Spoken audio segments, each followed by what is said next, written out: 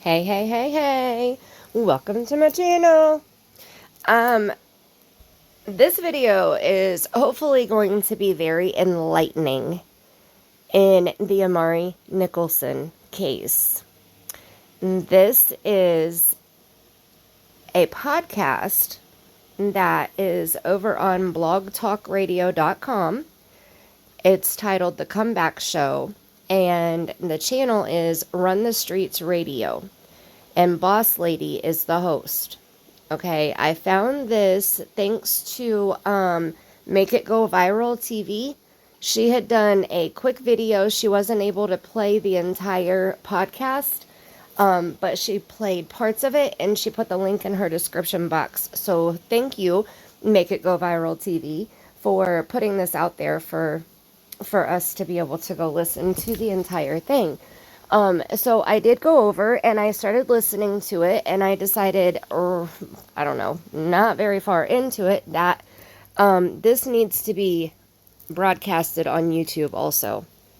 So we're going to listen to it and kind of review it as we go. So I definitely want this out there for sure. Before I get into the video, please make sure you're subscribed. Ring the bell, hit the all option, and hit the thumbs up so that YouTube will share this video out more, and you can also share this video out yourself on all of your social media. Okay, these are the words from Amari Nicholson's biological father, Jyrgio Hayes. Okay? I don't really want to call it an interview because Boss Lady didn't really ask a lot of questions. It was more of kind of like an open panel. It was an open line where Jyrgio could just come on and say whatever he wanted to say. Boss Lady did ask a couple questions, but not like interview style. I hope that makes sense. Okay. So we're going to go ahead, and I'm already 15 minutes and 3 seconds into the interview, or into the podcast. Because at the very beginning, Boss Lady talks about what the show is about today, and then she plays music. So I didn't want to put the music on, and there was a song written for another crime victim, so I didn't want to put that on here. So I'm just getting to the part where Jyrgio is getting ready to call in, and Boss Lady hands him the floor. Okay, so that's where we're going to start. And like I said, I'm going to pause it and kind of talk about what Jyrgio says as we go. Okay, because he says a lot. But the way that he says it, it's just in his story that he's telling us, about him, about his life, about Amari, about Tayler, even about Terrell, Demon Baby Killer, hashtag Demon BK, okay? Like, the way that he fits it in there, you really have to pay attention to his words. Just the short, I listened to about 10 minutes of this, and I was like, whoa, Nelly, hold on, we got to go back. So, and I can't skip through. I don't know if it's my phone glitching or if that's just the way that their website is set up on the podcast. I cannot skip through the interview. If I stop it and I want to go back, I have to go back to the beginning and start all over again. So we have to really listen to exactly what he says as he says it. Okay, let's get started. Let's do this, let's do this, let's do this. Oh, before I play this, I wanted to point out, it says on here that this was done last Friday. Okay, well, that would put it being done on May 21st, 2021. Okay, that's 10 days after the demon confessed to murdering Jyrgio's son. That was 17 days after his family was bashed all over the news for the whole country to see, the whole world to see eventually. So I'm sure that he's probably still in shock. And I mean, I can't even imagine. I could not put myself in Jyrgio's place. I wouldn't even want to attempt to try. So my heart goes out to Jyrgio. I want to say that first, okay? Listening to the little bit of this that I already did, I give him kudos for being so strong, because I don't think that I could be that strong. I just, my heart breaks for him. I'm sad for him that his family's being attacked, but I am also proud at how strong he and his family has been during this entire tragedy. So I wanted to put that out there first, okay? All right, so like I said, this was done on May 21st, 2021. Okay, let's go ahead and hit the play. Two. Caller, are you there? Right here? Yes. Can you state your name and where you calling from? Oh, this is Jyrgio Hayes. Yo, how are you? I'm doing pretty good. How you doing today?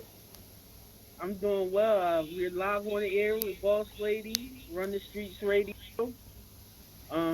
I definitely want to say I send my condolences. Uh, Me and my team is praying with you and for you. Thank thank you so much. You and your family and Amari. Um, you got the floor. You tell Amari's story and how you feel about everything that's going on, everything being said. Just All get into right. Well, detail. Oh yeah, I forgot how quiet this is. So definitely use earbuds if you have them, or Bluetooth speaker on full blast or something, because for some reason it's a very quiet podcast. It's very hard for me to hear. I'm using Bluetooth, and I have it turned up all the way. I have my volume on my phone turned up all the way. So it's as loud as I can get it for you to be able to hear it. So use earbuds, and then you should be able to hear better what he's saying. well, this all started. Um, well, everybody knows I was with Tayler. You know, that was his mother, and I went to prison, and I wasn't supposed to be in contact with Taylor. However, I was in contact with Taylor because I had a son with Taylor. So I did everything I could while I was in prison to contact Taylor. I wrote letters. I did three-ways. I did everything I could. And I talked to her a couple of times, you know. But when I talked to her, I had to get specific. Like, what's his name? What's his name? Because I'm in prison. I only have a couple of moments. And I was told his name was Amari Hayes. So, you know, I lived with that. I had people steal pictures. Okay, hold on here. He he went to prison, which we know that was because of Tayler. Okay, and Taylor's allegations put Jyrgio in prison. She said during her 28-minute interview on May 7th that Jyrgio he was convicted, but he still claims that he is innocent. She said that he allegedly put his hands on her while she was pregnant. Okay, now there has been rumors floating around that Jaquez Knowles was her witness during that case. I have not looked that case up. So if anybody has, please comment below and let me know. Leave me the link. I do want to go check out the case file if there's any documents that we can view online about that case, because I am kind of curious about it, because Jyrgio claims he did not do what she said he did. And like I said, there's rumors that Jaquez was the witness, and he allegedly lied for Tayler to get Jyrgio locked up. Okay, so Jyrgio stands on his innocence. Like, he has not changed that at all. So, I'm not for sure. So I don't want to say anything wrong. So that's all allegedly. Okay. But he just said that he wasn't supposed to have contact with Tayler. So since it was a DV case, a domestic thing, he had a no contact order put in place to where he was not supposed to reach out to Tayler at all whatsoever. But Tayler had his baby. So he still needs to be in his son's life one way or another. So he just admitted to reaching out to Tayler, breaking that no contact order, and doing three-way calls, which I know if somebody is incarcerated and they call you, there is a recording that says you are not allowed to do a three-way call, and if you do, you will be disconnected if they catch it, and you can get in trouble for it. So he's admitting to these things to tell everybody he did try to be a part of his son's life. Okay, he did reach out to Tayler. When I paused it right there, he was saying that he had people steal pictures off of Facebook of Amari so that he could have pictures of his son while he was in prison. Okay, so already he's saying, hey, I tried to be a good daddy. From behind bars even, I tried to be a good daddy. So I give this man kudos. Okay, we're going to keep going. Sorry. I told you I'm going to stop and pause because there's some things I want to call out and clarify and add what I've heard, or if there's any facts that go along with what he's saying, or give my opinion or whatever. So I will be stopping and pausing here and there. Okay, let's get back to it. Pictures of him on Facebook, so I could be happy in peace and live with that. Then I did my time, I dealt with situations you deal with, in those situations. However, I got out a free man. And I contacted Tayler so I could meet Amari, and I did. 2 days after I got out, I met Amari in Henderson, Las Vegas. We were at a water park. It was a special day because keep in mind I did just do a lot of time behind his mother. However, I had to put that aside then because it was all about Amari. And I met him, and I have another child, so I try to compare, personalities, but he was different, I tried to do the things I used to do with my other son, but he was different. And then the thing that stood out the most to me was how little he was to me. And I say widow. When I seen him, I said, dang, he's so widow. Widdle, widow. Like, that's what I call him, widow. And Right. so I seen him that day. Everything, everything is on video because I know. I went through a lot with my first son, so I know every moment is precious with these children. So I got it on video. I told him I love him every time I could, even if I wasn't on camera. But that's all I wanted him to know. I kissed him all over his face because I know nobody would ever do that. I made him feel uncomfortable with love. Right. So Hmm. when And go ahead. yes, Go you ahead. go ahead and ask your question because I do have to. I do have to. So Um, you how know. how are you feeling about what's going on? Like what has how have you been since all this has transpired? Hmm. Well, I've been good. You know, it's just the people around me are affected. You know, from the beginning, the people around me were affected, and I've always been the anchor in the community, the chain. The Right. link in the chain to keep the family together. My family is in Chicago, San Diego, the Bay Area, everywhere. And who do you think they talk to all the time? Me.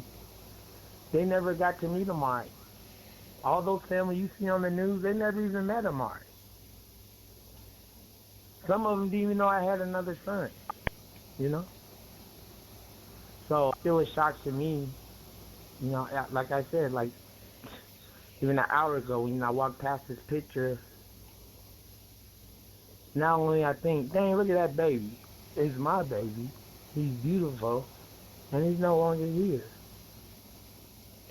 And then like today, I have to realize that everybody not gonna feel how I feel.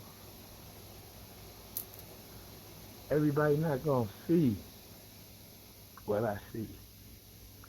I passed out flyers on Mother's Day, and my son was dead, you know. And I seen grown men grab their sons and kiss them just like I did the first time I saw them. I seen mothers gasp and grab their chest.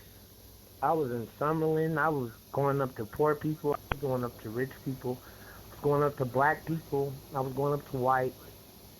I even passed a flyer out to the manager of Fox 5 Vegas. And all I had to say was to him was the same thing to everyone else.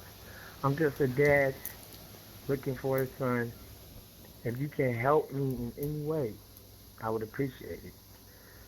And I did do that. I put all my energy. I woke up early in the morning. My family had to stop me. Yeah, they had to stop me. You know, where I come from, Chicago, people put energy into negative things, you know. But the other places I've been and I've seen that you could change negative into a positive, you know. You just can't have two negatives, you know. So Right. I try to remain positive through it all. You know, me, I had to drop. Oh, it's just hard. Like the things I'm going through for a funeral. I know the world sees what I say, cause I know it's my. But I'm still realizing that the world will never feel what I feel. You know. And I respect you for that. Um, it's just I know it's very trying to not wanting to lash out, and I Well, understand you. I used to be that type of person. I used to lash out. You know. I did. I'm 30 years old. I used to lash out when I was 21. Yeah, Jyrgio used to lash out, but I stopped lashing out. I stopped disrespecting women. You know, I stopped drinking so much. You know, I stopped smoking so much. I stopped going. Okay, hold on here. Okay, so he talked a lot. He said a lot so far. He said, that a lot of his family didn't even know about Amari. That he did get to see Amari as soon as he was released from prison, 2 days after, in fact. And he loved on him so much that he made Amari feel uncomfortable with love. Like that, I thought that was a beautiful thing to say, a beautiful way of putting it.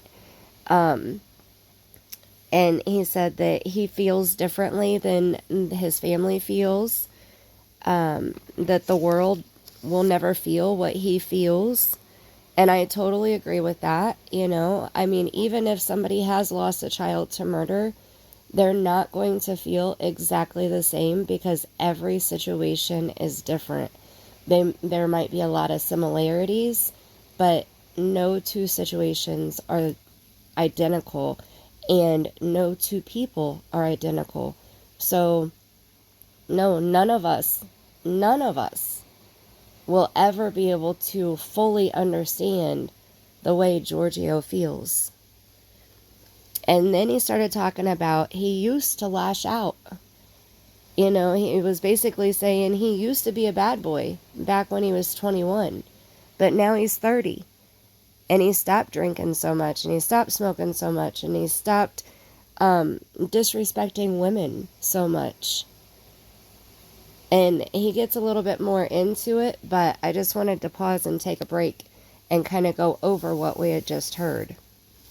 So, okay, we're gonna continue on now. Okay, sorry, I had to take a break for just a second. So let's get back into listening to Jyrgio.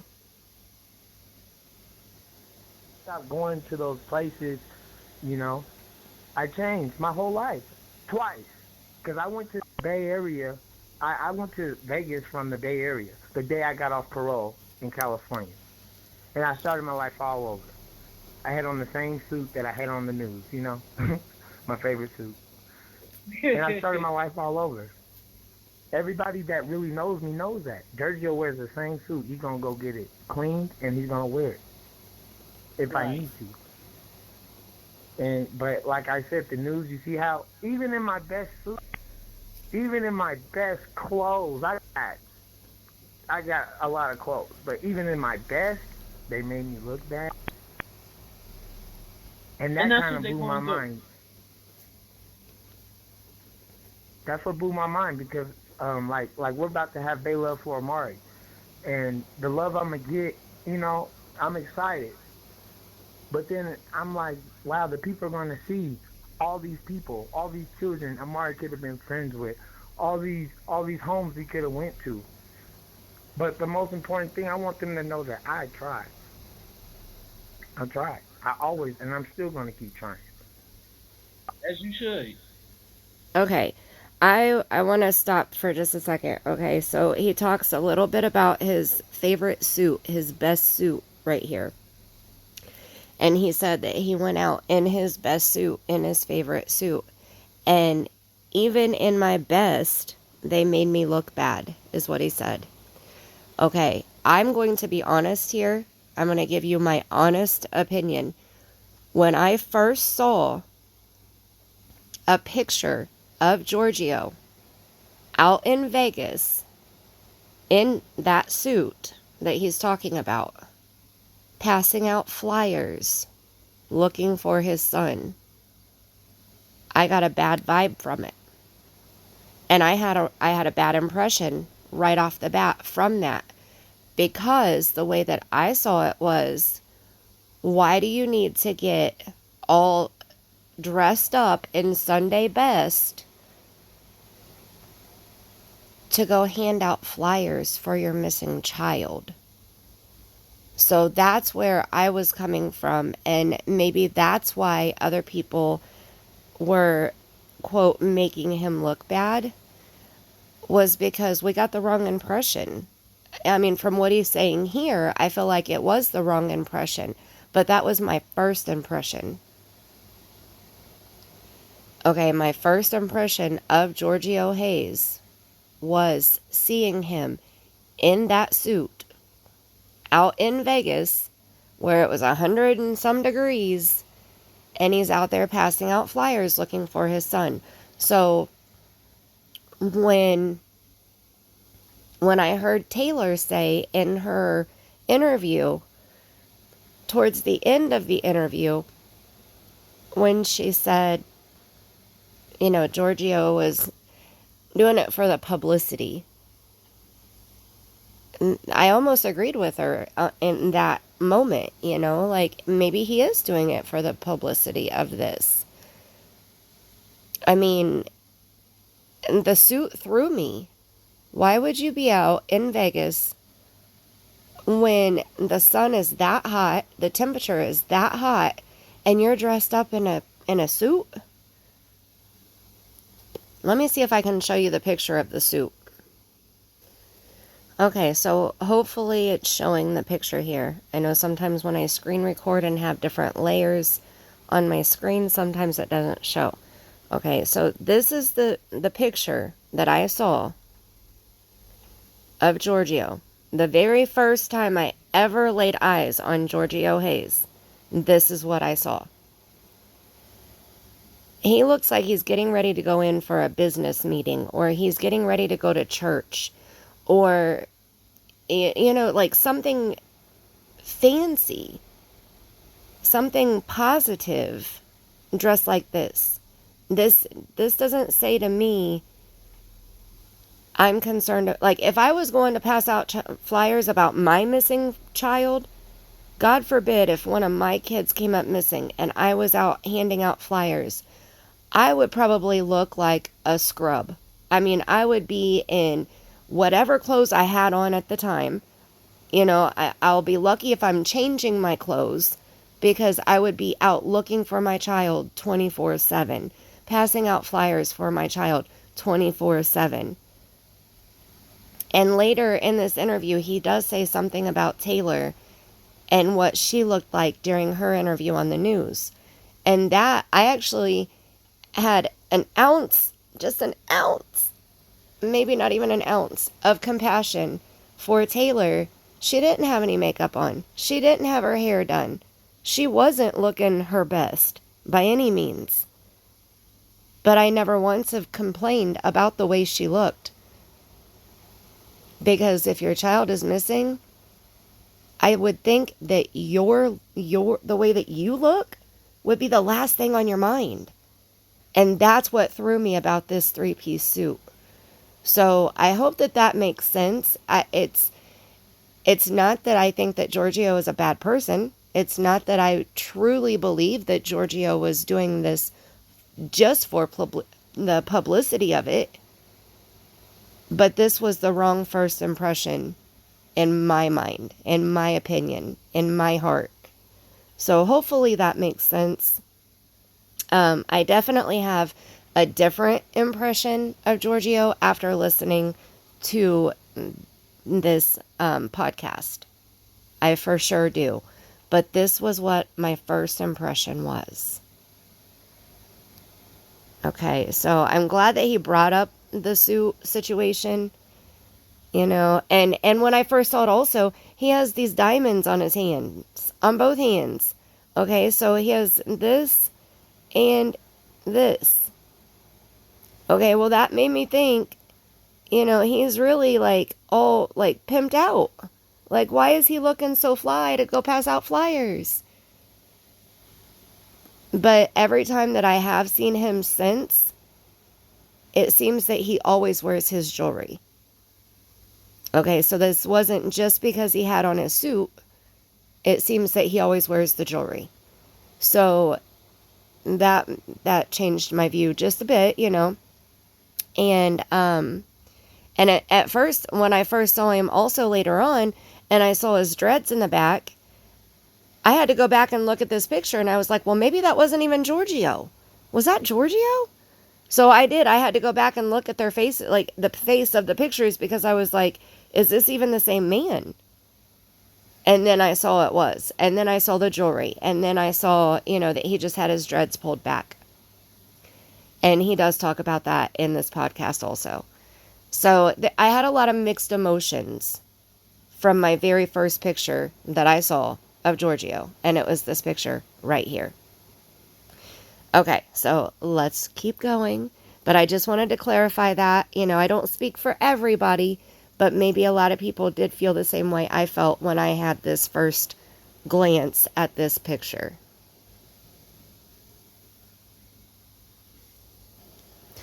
And I would also love for you to let me know in the comments below, what do you think about the suit?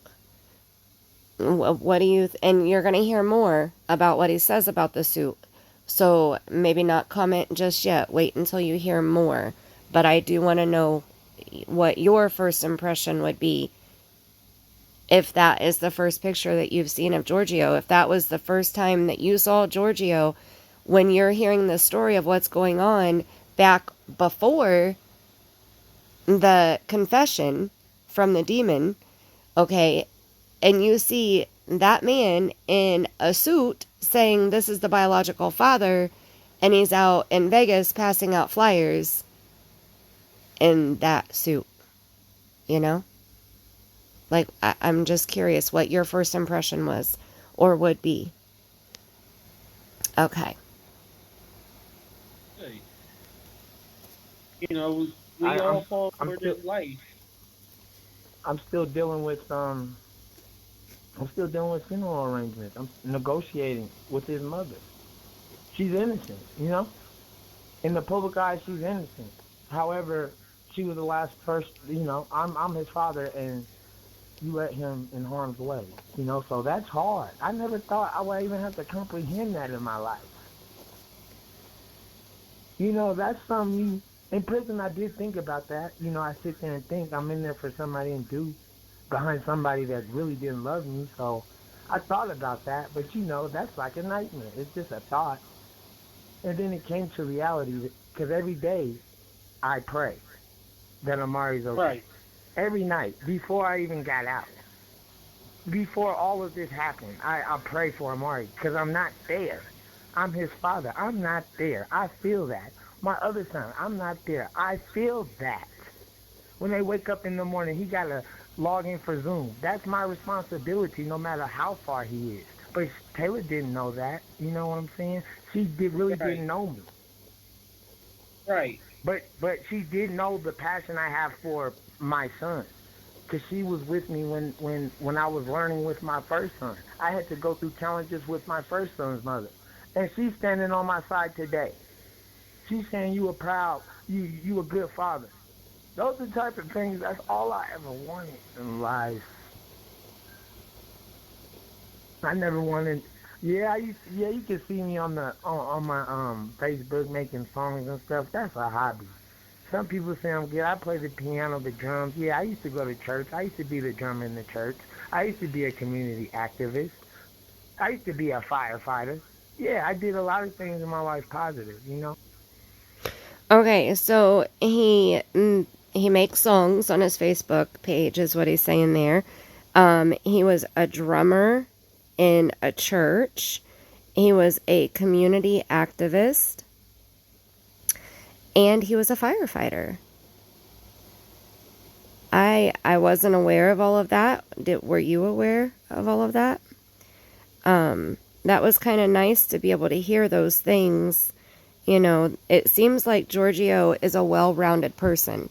It seems that, you know, he's been high and he's been low.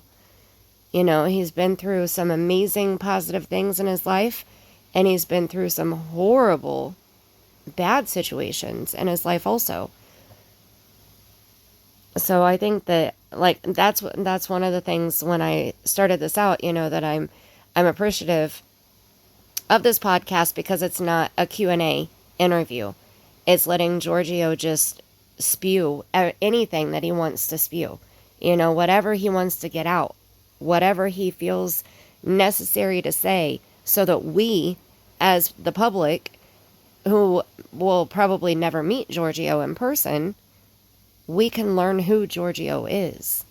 And I appreciate that. So, you know, and then he's talking about when he was in prison. Okay, so that was obviously one of his lower points in his life. And he said that he had to learn to forgive Tayler because she's the one that put him there. And I've already talked a little bit about that. Okay, he prayed every day, and he thought about his kids every day. So it seemed when he was in prison, his focus was still his kids. That, like, I give him props for that. I give him respect for that. So, and we also have to remember, like, these are his words. This is what he's saying. Words are free. Anybody can use words. So we know what we heard Tayler say in the 28-minute interview. I mean, you know, you've already seen my part 1 of the review of that. Part 2 will be coming soon of that. But she bashes Jyrgio bad in that interview, which, I mean, I have my own opinions about that, and you will hear every opinion that I have about that in part 2 and maybe in part 3 of my review of that interview. But what I'm saying is we have 2 totally different conflicting stories, and that's how it is. In any situation, there's her side, his side, and then what actually happened. Because it's her perception of how it happened, it's his perception of how it happened, and then there's the facts of what really happened. Okay, so we have to listen to his side, and we have to listen to her side, and then we have to decide on what we believe really happened. Okay, I'm not going to quite give my opinion on that just yet, because I'm still trying to iron out some wrinkles, but yeah, this is very helpful for that. Okay, so I would love to know what your opinion is. I would love to know what you think. Are you leaning more towards Jyrgio's perception of it, or are you leaning more towards Taylor's perception of it? I think Tayler had a lot of hostility built up towards Jyrgio for some reason. Why? I have no idea. But for her to accuse Jyrgio and his family of not only kidnapping his own child, but also stalking them, and the bad things that she said about Jyrgio and his family to support her kidnapping story, like, that blew my mind. So I don't know why she has so much hostility towards Jyrgio. If Jyrgio really didn't put his hands on her, if Jaquez Knowles really did lie for Tayler, because that was his girl at the time, because I heard that Tayler was cheating on Jyrgio with Jaquez, and Jaquez lied to police to help Tayler get the conviction on Jyrgio, which is what sent him to prison. And that's what I heard. That's rumor. I have no facts to support that. That's why I said I would like to see the actual court documents from the case, so I can see the facts of the case. Because right now it's just all hearsay. Okay, let's keep going. You know? So, I focus on those things. But when it comes to Amari, I only seen him twice. I only could feed off his energy. It was an energy. I talked to his mom Monday. Last time I talked to her was Monday. I called her to check on my baby boy. Why? Because, yeah, I did have all of the kids with me. Yeah, I went to go get my other son. That's what I do. A dad's supposed to go pick up his son on the weekends. For all the fathers out there that don't know that. And the mothers, hey, they should try to let that happen. I have stepkids. People don't know that. They see their dads. People don't know that. But they say, oh, he's a monster. He's this, he's that. No, I take these kids to school in the morning. I pick them up in the afternoon. What, you want to know where I work? Graveyard? You know what I'm saying? So it's like, I've been doing this. When I got out, all I've been doing was working.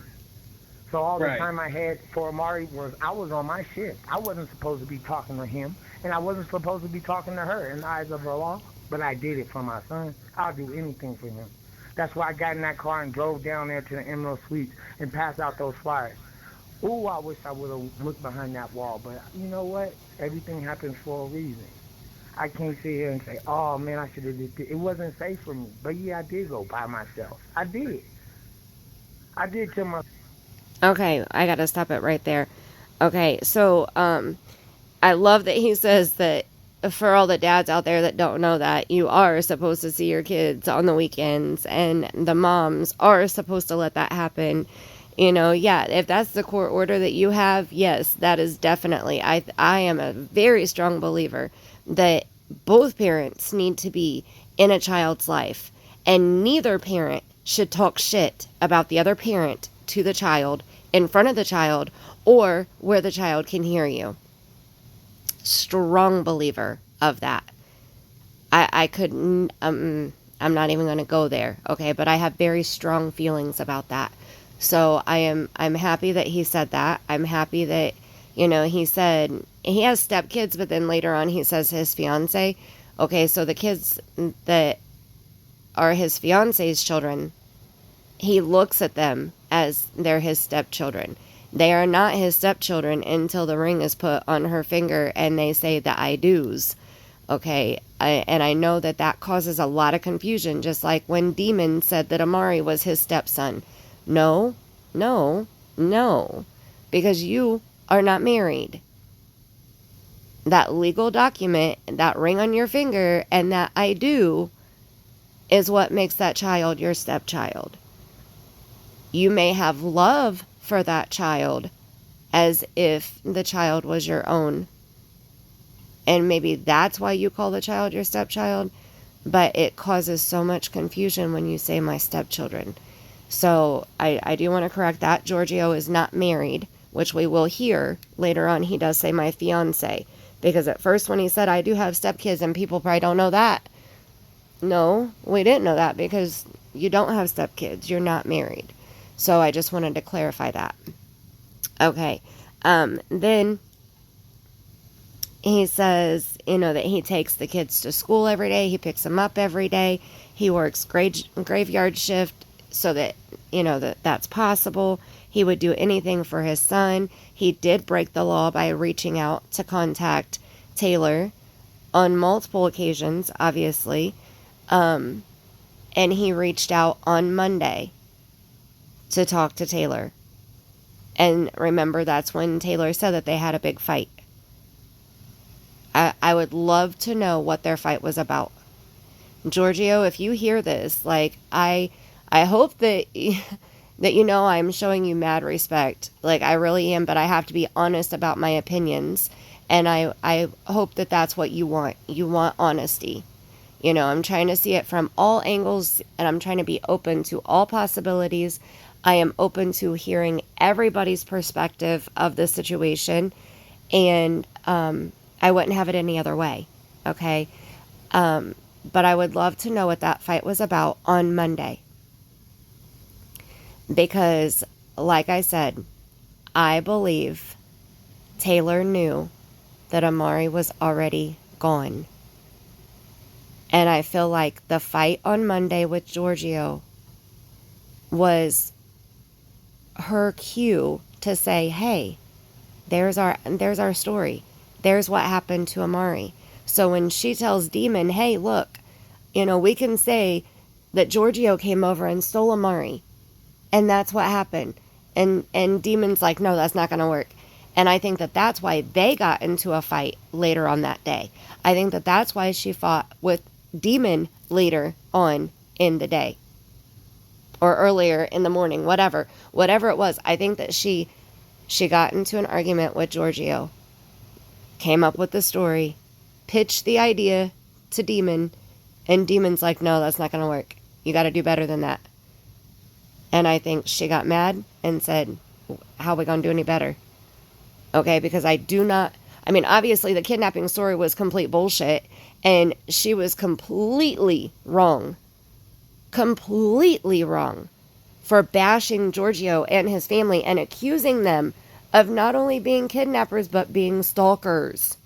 Okay? If I was Jyrgio's sister, I would sue her for defamation or slander or all of the above. Every charge that I could put on her, I would put on her. Okay? They ran with that story for almost a week. Jyrgio's family was looked at as kidnappers for almost a week. That is wrong. That is so wrong, because I guarantee she made that story up. That's my opinion. I don't have facts that she made that story up, but I have a very, very strong opinion that Tayler made up the kidnapping story herself. And if you watched my review of the 28-minute long interview, you will understand completely why. Because I give you every single reason. I show you every ounce of evidence that I have compiled to back up why I believe that Tayler is the one who made up the kidnapping story, not her demon king boyfriend, pimp, whatever. In my opinion. Okay. So, we're going to get back to this, but I had to interject there. I tell my family, if I die out here, at least I die looking for my son. Exactly. Because at the end of the day, when I look at the whole world and I see his pictures, the pictures I took of him looking at me, sometimes I do feel like I loved you the most, son. I put my daughter to sleep at night, but I'm thinking about him. I put her to sleep every night, and that's my stepdaughter, by the way. But I'm thinking about him too. When I lock the doors, when I turn off the lights, I'm thinking about him. I'm the last one to go to sleep and the first one to wake up every day. Everybody that knows me knows that. I wasn't a bum. I've been working my whole life. My family is from Chicago. We had businesses. We wasn't gangsters and hustlers. My grandfather was in the Rainbow Push operation. Education was my first goal. God was my first goal. Still is.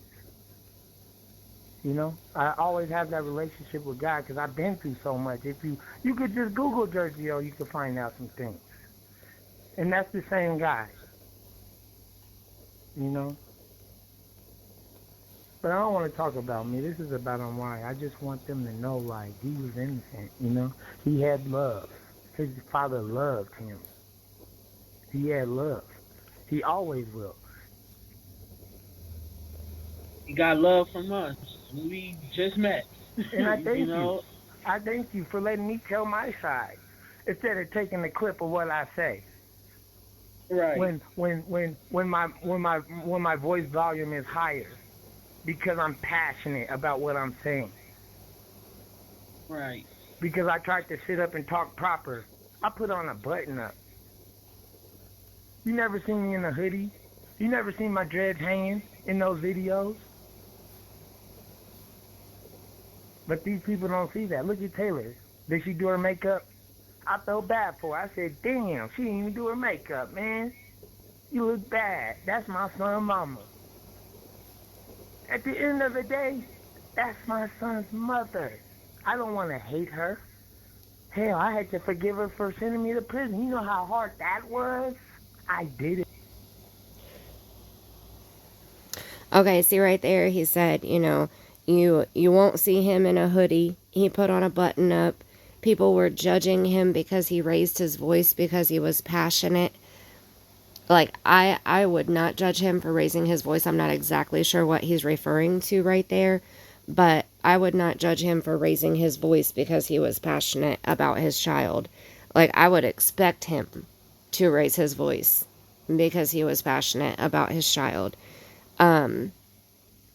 And then he said, you know, he thanked Boss Lady for letting him tell his side. And he said that you don't see his dreads hanging. And that's one of the things I was talking about in that picture of him in his suit. You know, he had his dreads back. But I had to take a double look to make sure it was the same person. But then he said Tayler didn't do her makeup. Like, that's his son's mother and she looks bad. Okay, well, that's where I try not to judge people because I don't think that that's my place. But if somebody does something extremely wrong, then I feel like there's just automatically going to be judgment that comes behind that, because if it's that extreme, then there should be justice behind it also. So that's where I believe that, you know, the judgment does come in a little bit. But I would not, like I said earlier, I don't judge her by the way she looked in her interview, because that's how I would look. I wouldn't do my hair and my makeup and put my eyelashes on, my Lucy lashes. I wouldn't put my lashes on before I'm out there searching for my child. You know, that's my priority. Now, if I was the spokesperson for something and I was going to be on the news, then hell yeah, I would, you know, dress up and look my best. But when my child is my priority, because my child is missing, that's the last thing on my mind is what clothes I have on or what my hair looks like, or, you know, what do you guys think? How would you do it? If your child was missing, would you try to look your best on the news interview, or would you just go out, you know, red face, swollen eyes, hair thrown up, and, you know, my hoodie on and flip-flops, and here's what we have, you know? How would you do it? Maybe that's just me. And like I said, I like looking at other people's perspectives, you know? So for him to say that he made sure that he looked nice before he went out on the streets. Why? Like, why? I really am curious why. Why Just why? Because I can't come up with an answer for it. I don't understand. I mean, unless you want people to look at you and say, oh, this person is not, you know, a liar, or he's not out here bullshitting, looking for a handout, like he's being serious, or I mean, that's the only thing that I can come up with why somebody would put on a suit before they go out to hand out missing person flyers. I don't know. I don't know. And I mean, even looking at like the people that were out there helping search, the Child Searchers of Nevada, I believe is the name of the organization that was out there. You know, they were out there. They weren't wearing suits and ties and you know, their Sunday best. They were out there in jeans and shorts and t-shirts and hair pulled up, and you know, it was 150,000 degrees out, you know, like, I don't know. Maybe I'm too focused on this part, so I apologize. But I'm just really curious about that.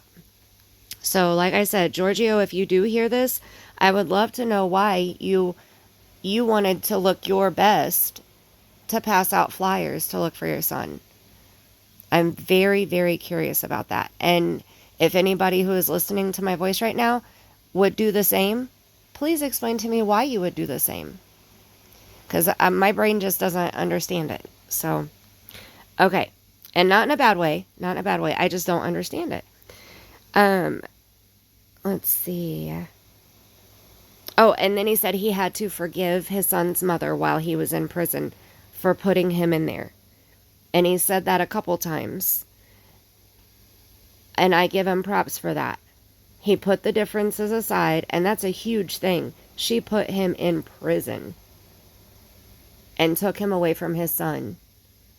And if it was really false, what he was convicted of, that takes a big man right there to forgive her, to put his child first. So I give mad props to him for that, because I don't know that I could do that. I mean, I would always want my child there, but I may have a middle person. You know, I may have my parents or my siblings, or, you know, somebody step in and have the communication between the parent and myself, because I would still want to be around my child. But I don't know that I would want to have contact with a person who lied on me to get me thrown in prison. You know, not just county jail time, but prison. Like, that would be a huge deal. So I give him props for being able to put that aside for Amari, to be there for Amari. Okay, let's keep going here. I did it, though. I did it. Yeah, I sat down at the table with her. She apologized. I looked her in the eyes. And I knew what forgiveness was. I learned that. With Tayler, I learned what forgiveness was. You know what I'm saying? Like in that post, I gave her love when I first met her. I thought, I just knew, you never met nobody like me. You never met somebody like me, because I know love. I'm going to show you something. I took her to her mom's house. I didn't know they didn't get along. I would want you to be with your family. I didn't know she had a baby I didn't know about. I wouldn't have took my son there. I don't believe, you know. I have morals. I met their grandparents. You know, I sat down at their table and ate, tucked in my shirt, wore my button up. I took her to see her daughter in Utah. Oh, man, I saved every penny I had. You know, that's what I did. I donated blood. That's what I did. From Vegas, the Greyhound station, to Utah. Okay, so he just said a whole lot right there. Okay, first he said at the end, where I had stopped it and restarted it, he said that he learned what forgiveness was because of Tayler. That was huge. Okay, and then he said that he was going to show Tayler what love was, that she never felt love. He didn't know that she and her mom didn't get along. And he met her mom. He took her to her mom's. And he didn't know that she had a daughter. Okay, so she didn't tell him about her daughter that she had. Because remember, we have heard rumor that she has one, possibly two children, that when she was between 11 and 13, that she might have been raped and got pregnant and had a daughter. And then there's rumor that she might have had another child when she was 16-ish also. But I haven't seen any facts of that. I haven't seen any facts of the first one either. But this validated one of those children because he didn't know that she had a daughter. And then he said he has morals. So is he saying that he wouldn't have dated her if he would have known about her daughter? And why? What were the circumstances that made him say that he has morals? You know, what were the circumstances with her daughter? And then he talked about he met her grandparents, he ate dinner with them, he wore his button-up shirt, he showed them respect, you know. And then he says that he took her to see her daughter in Utah. That he saved every penny that he had. That he even donated blood to get them both on a Greyhound bus to go to Utah to visit her daughter. And see, I heard that her family is the one who adopted her daughter. So her daughter wasn't put up for a random adoption, it was a family adoption. Okay, so that may be how she was able to see her daughter, how he was able to help her see her daughter, you know. That's cool. Like, that's really awesome that he did that for her. And just this far, my impression of Jyrgio is he seems like a well-rounded, nice guy. But he did just validate for us that she does have at least one other child that she had before she had Amari. Okay, he validates a few other things too, just in the part that I heard. So we're going to keep going. I said, man, if it was me, I would want you to do it for me, so I'm going to do it for you. Just 'cause. You ain't never had nobody to love you. Your mama didn't take you, your grandparents, but I'm not mad at that. I'm going to do it. Right. There's nothing, I mean, as you see, like I posted, we were still talking. Throughout this whole thing, she talked to me every now and then. She told me she was scared. I said, I could help you. I said, but if you live in a lifestyle, I don't want to get caught up in, Tayler. You just put me through something. I can't get caught up in that. I got a baby girl on the way, and she knew it. She seen my baby girl the day I talked to her on video, Monday, the night he was murdered. She see my baby girl for the first time. Oh, she's so beautiful. Oh, I want the best for you. Dang, your boyfriend must not be around because you real happy today. And Amari must be in trouble because you answered. Okay, I paused it right there in the part where he was saying a very important sentence that I wanted you guys to hear. And I told you I cannot go back. So I tried to unpause it, play it, and then pause it again when he wasn't talking. But when I hit the pause button, it doesn't pause right there when I hit pause. It waits a few seconds. So then I feel like I'm cutting him off, and I don't want to do that. I want to pause when he's taking a break. So I'm sorry that I just jacked that all up. Okay, but let's review what he just said since I last stopped, okay? He said that nobody was there to love Tayler. Her mom wasn't, her grandparents didn't. So he wanted to show her love. Okay, and then he said that he still talked to Tayler. And Tayler told him that she was scared. They still spoke. Even on Monday, they spoke on video chat. She saw his new baby girl, his new daughter, on Monday. And then he said on Monday, the night he was murdered. She saw the baby. She said she wanted the best for Jyrgio and his daughter. And then Jyrgio said that her boyfriend must not be around because she's in a good mood, because she answered and she seemed happy. So he could tell that Demon was not around Tayler because she answered the phone and she was in a good mood. She was happy. They talked. Okay. But he said on Monday, the night he was murdered.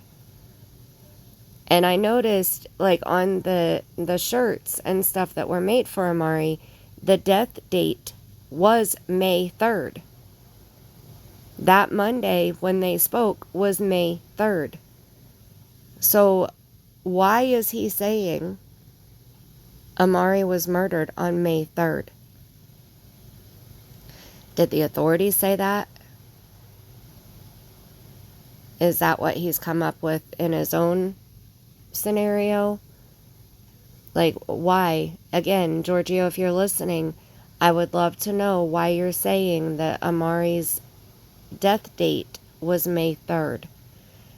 That I'm very curious about that. And if anybody knows, please let me know in the comment section, because I'm very, very curious. On Monday, the night he was murdered. Because according to Tayler,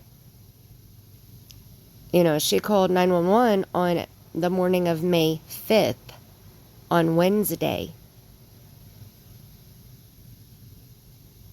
That's when she flew home to Vegas from Colorado. Was May 5th, Wednesday. So Jyrgio is saying that Amari was murdered on the night of Monday, May 3rd. I'm very, very curious what facts support that. Where is that coming from? Okay. We're going to keep going. Answer, I felt like he was okay. I said, God got him, But when she did answer, now I have to accept whatever's going to come with that. But I ain't going to lie. That day we got somewhere. We said 6:30, hey, we going to talk about Amari every day. We going to try. Hold on one second. No problem.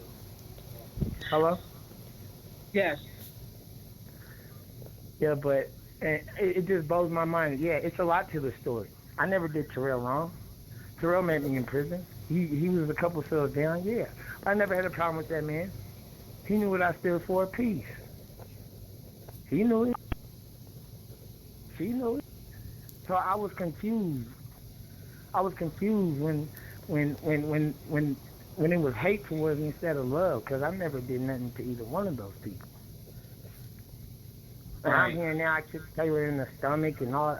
I kicked Tayler, and I never would do that to her. Ask her would she kick me in the stomach, though. Mentally, physically, emotionally. Ask her. Or did y'all see it already? Oh, never mind. But I would never do that to her.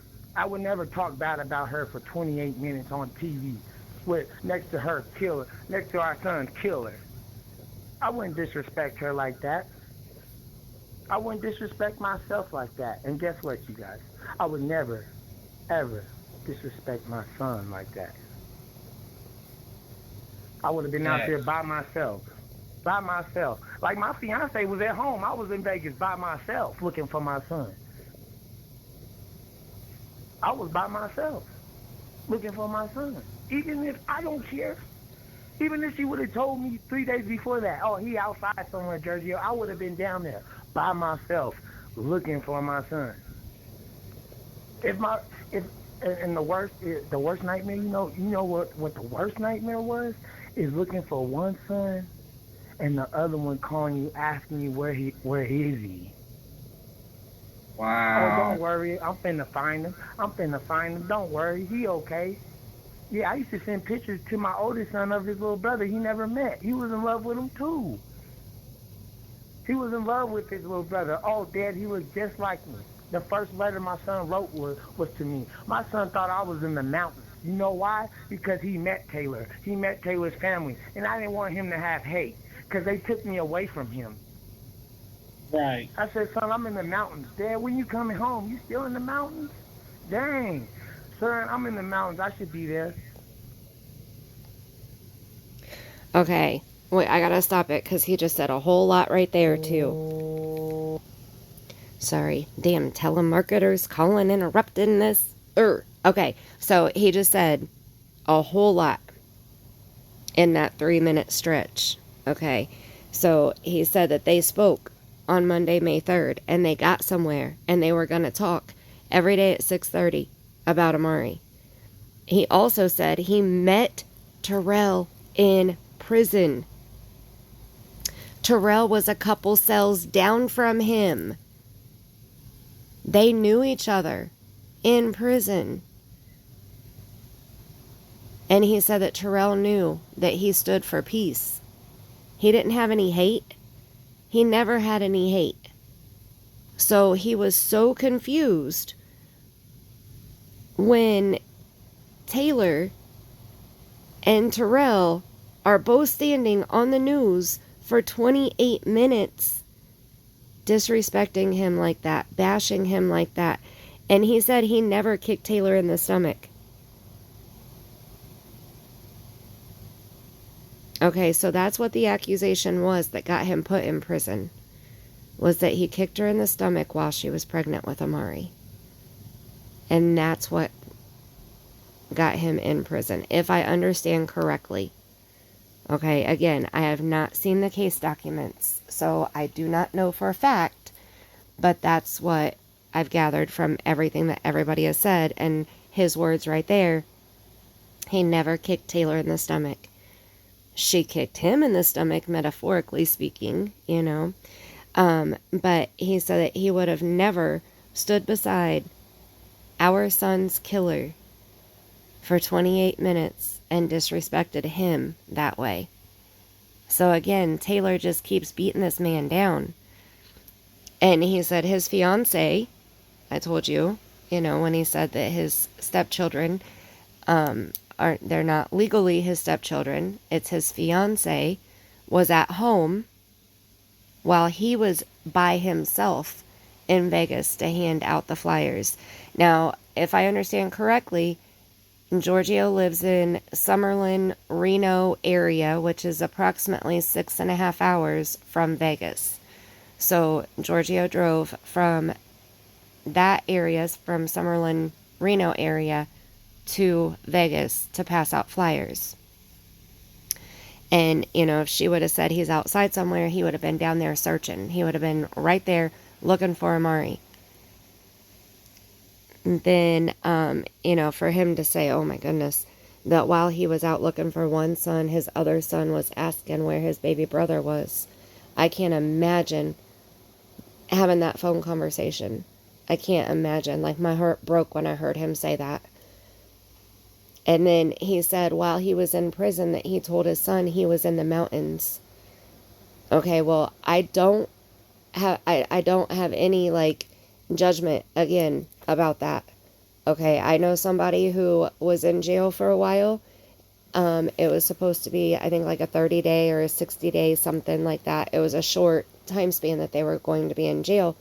And they told their children that they had to go away for work. So, you know, that's not something that you want to explain to your children. And, you know, he said his son met Tayler. His son knew Tayler. And he didn't want to tell his son, I'm here because Tayler said I kicked her in the stomach when she was pregnant with your brother. Because then his son would have hostility towards Tayler. And he didn't want to do that to his son. So, again, I respect him for that. I'm sure that that's very hard for a child to hear. Your father's in prison for something that he didn't do, or something that he says he didn't do. You know, I'm sure that that would be very hard. So for him to say that he was in the mountains, like, I think that that's a good parent for him to do that. for the reasons that he did that. And I did hear this part of, I think this is about where I stopped the record or this podcast before I started recording this. And he does talk about more about this, you know, that he will tell his son eventually. But, you know, that would be something that his son needs to be mature enough to understand the whole situation. That's an adult situation, you know, so I wouldn't rush explaining to your, you know, to his son why he was in prison, what happened, all of that until his son is mature and old enough to handle that adult situation. So for now, thinking daddy was in the mountains seems good enough in my opinion. Okay, so I think I covered everything that we just heard. Okay, so we know Terrell, Demon, BK did know Jyrgio. Now, when he said in the interview that he had never met any of her baby daddy's family, that may be true also, except for the fact that he did know the baby daddy. He didn't specify that. He didn't specify the baby daddy. He just said the baby daddy family. And I do say in the review in part 2, which I'll give you a little snippet of that right now, a little super snippet. You know, he said, or no, I think I said part of it in part 1 too, but I go into it more in part 2. Okay, so he, you know, he's saying that he didn't want to see me raise his son. That's what Demon said about Jyrgio. And that's why Jyrgio's family supposedly kidnapped Amari, which we know never happened. But he said it was because Jyrgio didn't want to see Demon raise his son. Supposedly, he has a stable foundation, and he has a house, and he has 4 other kids, and the only missing piece is Amari. Yep. And you just made that missing piece never possible to complete Jyrgio's puzzle. You just took that missing piece and made it vanish. So now Jyrgio's puzzle will always have that one missing piece because of you being a demon, BK. Period. Okay, we're gonna keep going because I'm not gonna get mad during this. I'm not. Because, I pray for all of these people involved, even the demon who will be sitting in prison for the rest of his life. You know, I pray for all of them. I really do. I cannot imagine having that much hate in my heart to put my hands on a 2-year-old like that, on any child. Period. But on a 2-year-old like that, I can't imagine having that much hate in my heart. So I pray for him. I really do. I pray for all of them. I pray for Jyrgio and all of his family. I pray for Tayler's family. I even pray for Tayler. Because Lord knows she needs help. She needs guidance. She needs prayer. And we all know that the demon needs prayer. He's a demon. Legit demon. Okay, let's keep going. Then I had to tell my son the truth to his face. I'm his father. I'm not going to keep lying to him. You know what that felt like, lying to my son on the phone, telling him lies. It was the worst. And now he had to see that. He had to go to Vegas.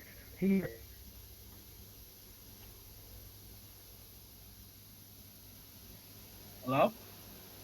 He dropped off. Hello? Can you hear me? Yes, I can hear you now, Jyrgio. I'm sorry. But yeah, he had to see JJ's stepfather. JJ had a relationship with his stepfather when I was in prison. I respect stepfathers. I stand for that. I didn't meet my dad till further down in my life. I had a stepfather since I was 2, Jasmine's dad. But everybody don't know that. Everybody don't know that. So I know what a father is. I know what a father figure is. I had friends that didn't have fathers. I had friends that whose fathers were in jail, murdered, whose mothers were prostitutes, murdered. I seen that growing up. I never wanted that for anybody I loved. Never. I love my mother for taking me out of Chicago. I love her for that. She got to feel Right. that pain too. It's presents at her house Amari never got. I'm a drummer. I got him a brand new drum set at her house. He will never. He see it. He see it. He see it. Okay, so he keeps saying he sees it. He sees it. That's right, Giorgio, he does. He does see it. And I bet I wouldn't be surprised if you're laying there in bed one night and you hear those drums, okay? Because I could see Amari sitting in there playing the drum set that Giorgio bought for him that he never got while he was living. Okay, I hope you see what I'm saying here. I love that Giorgio says he sees it. He sees it. Okay, so that tells me right there that Giorgio does believe in the afterlife, that he does believe that Amari is still around in spirit. I love that. Okay, so he knows Amari is with him. He knows Amari has been watching everything that he's been doing for him to try to help find him, to help get him justice, everything. When he said that, he has the brand new set of drums at his house that he never got to give to Amari. But Amari sees it. He knows that it's there. So, Giorgio, if you hear those drums pounding away one night when you're asleep, you better tell me. I want to know. Oh, and if Amari's listening, Amari, go play those drums. Go beat your heart out on those drums. Oh my goodness, that would be magical. Okay, so he said that he did have a stepfather since he was 2, that Jasmine is the sister that Tayler accused of coming to the door and kidnapping Amari. Okay, so I think that that's why he said it like that. Jasmine's father was his stepfather. And he watched other kids grow up without fathers, and he didn't want that, okay? I have said this numerous times on Nina Boy's channel, but I don't know that I've said it on my own as much, okay? Children either live what they learn, or they learn from what they live. Now really process that for a second, okay? Children either live what they learn, meaning they grow up exactly the way that they were raised. They grow up to be a spitting image of their parents. Or they learn from what they lived. Meaning they looked at everything that was right in their childhood and everything that was wrong in their childhood. And they made sure to correct that in their adult life. Okay, Giorgio did both. In my opinion, I think he learned from what he lived more. He learned what he liked as a child and what he didn't want as an adult, or he didn't want his children, his own children, to go through, because he saw that when he was younger. He saw that as a child. He saw other people be there, other kids be there without having one of their parents around. And he did not want that for any of his children. So children either live what they learn, or they learn from what they lived. I need to make a t-shirt. I heard that quote when I was in high school, and it's something that has stuck with me for the past 20-some years. I'm not going to tell you. It's been a while since I graduated. Okay, so I give him kudos for that. Like, mad kudos for that. Okay, I can't get the picture out of my head of Amari sitting there pounding on some drums. I don't know if that's Amari showing me that, or if I'm just picturing that now because of what we just heard. But I'm seeing Amari sitting there Amari sitting there playing the drums. Like, I'm I'm taken back by this picture that I'm seeing right now. It's oh man.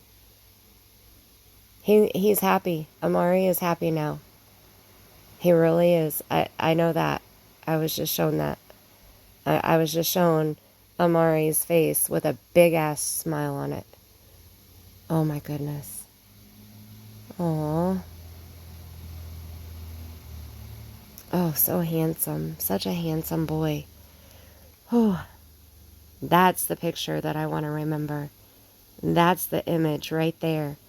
That big cheese on his big, cute, his gorgeous little face. Oh my goodness. Okay, let's keep going. Yeah. I got a quick question for you. How does your family feel? Well, your two sisters. How do they feel about all the false allegations that brought against them that shouldn't even My have son, been said? like, first off, we're in shock because that's like, somebody calling your phone and saying that you kidnapped. That's what they did, you know, and you don't think it's a joke. And then Right, when the but when police search your house, you're gonna feel some type of way. You're gonna be, and then you gonna be like, wait a minute. The I was like, okay, y'all can search the house, y'all can do whatever you want, but please help me find my son. Y'all looking at me. I'm Jyrgio. You know Jyrgio, but where's Amari? right.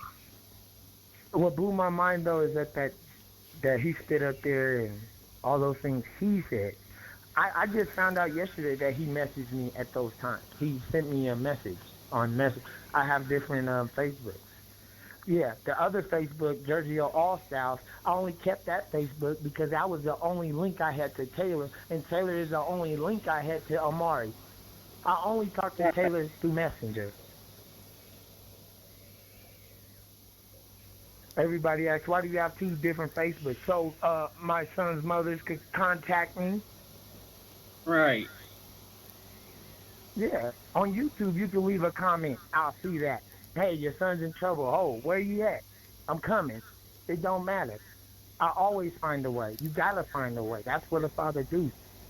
But only real fathers would know that. Only real mothers would know that. I'm not mad at that. Okay, only real fathers would know that. And only real mothers would know that. I'm taking notes while I'm listening to this since I can't rewind and go back. Okay. So boss lady asks, how do your two sisters feel about this? Okay, there's been rumor that he has two sisters, that he has four sisters. I'm still not 100% clear on that. Okay, we saw two sisters on the news, and neither one of them were Jasmine. But he just told us that Jasmine is his stepsister. So I'm wondering if maybe he has two biological sisters and then he has two stepsisters. And maybe that's where the four sister rumor came in. But Jyrgio didn't correct boss lady. He just started talking, he said that they were in shock and they think that it's a joke at first. When you get that phone call of the accusation that you kidnapped, the child, and he wanted the police to search the house, and he did feel some type of way, but he wanted the police to search the house to know, hey, you see me, I'm Jyrgio, you see Amari's not here, now go find Amari. So, that I think that that's a very honest reaction. And then he mentions the message that he got from Terrell on Facebook. And I have that message.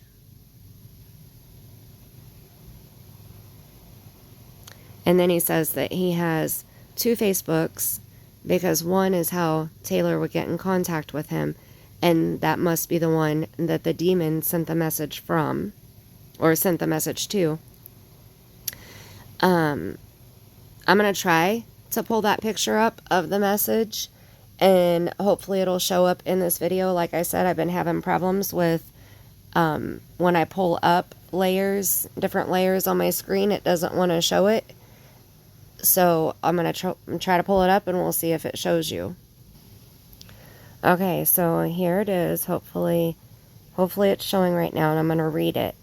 Okay, so Jyrgio screenshot this message and shared it. And he typed above it a heart with Amari, and then shake my head. I don't know if there's anything above it because the screenshot, this is all I was sent. And Jyrgio said, "You hated the love I give, pure evil. He was a child, my son. No man," in all capitals, "can ever love him like me. You knew it, and she did too." And then the 100 emoji. And the screenshot is from Relly, Relly, G-Boy, with 2 Y's. And it was sent on May 7th at 11:13 a.m. So this is the day that they did the news interview. And this is so hard to read. I hope you can see this.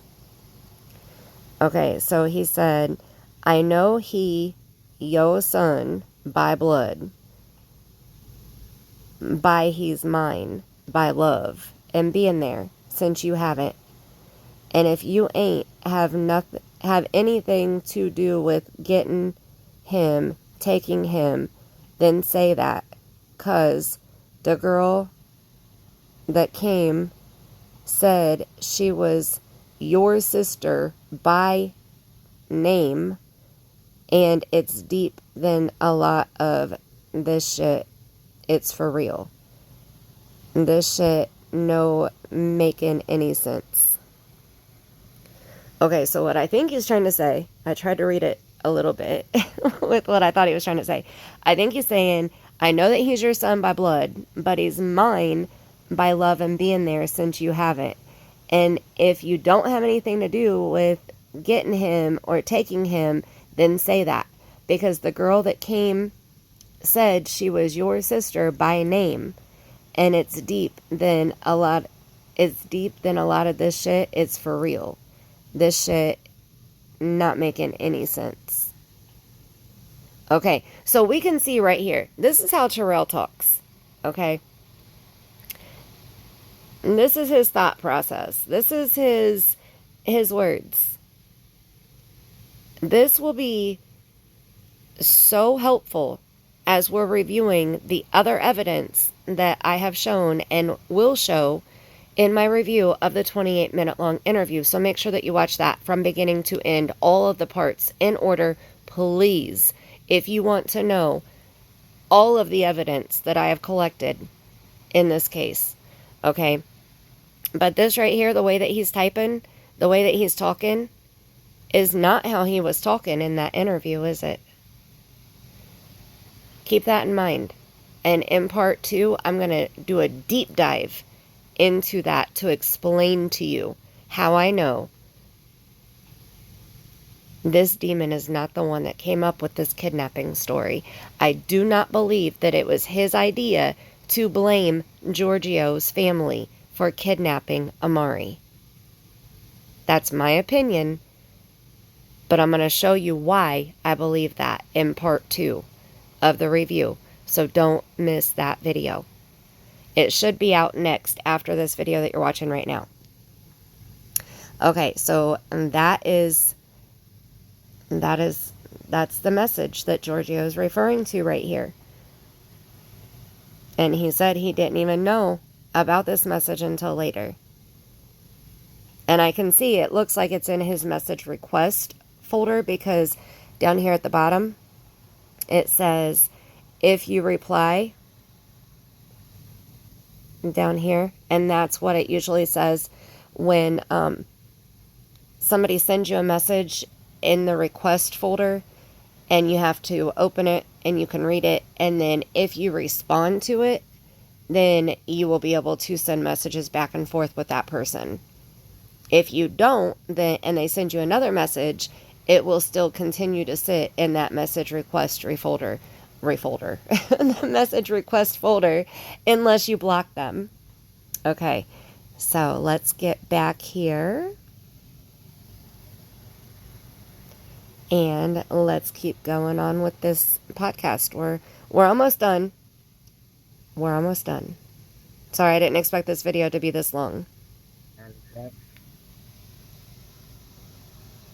So how's the family holding up right now? Like, Well, my family is amazingly strong. You want to know why? Because they're planning our funeral right. Oh, and I got to give my props. It's all black women. Yeah, it's all what's black up? women. I mean, 6 of them, yep. They had my back since I known them. From Chicago, San Francisco. Yeah, that's where they from. And they're a team. Strong black women. I'm so amazed. I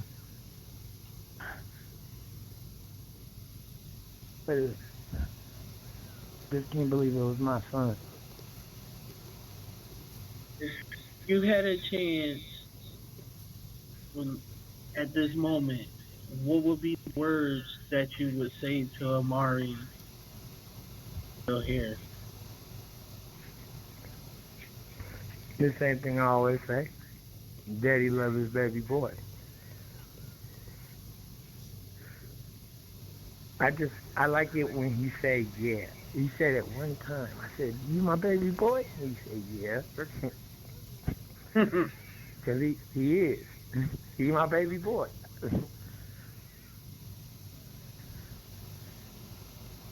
He my I baby mean, boy. You know. you got the memories, but I know you just I know you feeling a little hurt. You're feeling hurt, but also you feeling guilt. Do you feel like it's your fault that he was in a horrible situation? Do you blame yourself Well, for it? I can't do that when I know it's a God. You know, God let me make my decisions. I'm a man. I could have went left or I could have went right. Sometimes I went left, and sometimes I went right, and then I ended up right here. So I can't. Of course, I can say, "Hey, I shouldn't have talked to Taylor that day," or "Hey, I should have just not called her," or "Hey, I should have just went and took him because I was the other legal guardian the whole time." I did what I thought was best at the moment. I did what I Right, thought was best for the rest of my children. I can't get into an altercation. I was scared to even trust her because she could just say, "Hey, he contacted me," and I'll be in prison. right, I wasn't all those screenshots. I was scared to share it because I wasn't supposed to be contacting her. right. But if I did, Okay, whoa. Hold on. Okay, so first, Boss Lady asks if he has any guilt for what happened to Amari. And I'm so glad that he said no, because Jyrgio should not have any guilt for what happened to Amari. Jyrgio is not the one who put his hands on Amari. Jyrgio is not the one who took Amari's life. And even if Jyrgio would have tried to get Amari, it seems like it would have been a long, drawn out, nasty process. Okay, but the part that threw me was he said that he can't blame himself, but he has thought maybe he shouldn't have called Tayler that day. So, is he telling us that he thinks that Terrell hurt Amari because he found out that Tayler talked to Jyrgio on Monday? I mean, am I hearing that wrong? That's the only thing that I can come up with that means. Maybe I shouldn't have called Tayler that day. Why? Why? Other than him saying that Terrell found out and it pissed him off, and he took it out on Amari to get back at Tayler for talking to Jyrgio. I mean, that's what I'm hearing. And I could be wrong, but that's what I'm hearing. And then he said, that he thinks maybe he should have just taken Amari. He was the other parent. Legally he could have done that. But he was trying to do what was best for Amari and all of his other children. Also, that he was scared that Tayler was going to have him thrown back in jail for even contacting her. All Tayler had to do was call the police and show one screenshot or one message from Jyrgio to her, and that would have been a violation of the no contact order, and Jyrgio would have been back in prison. So his fear is very justified.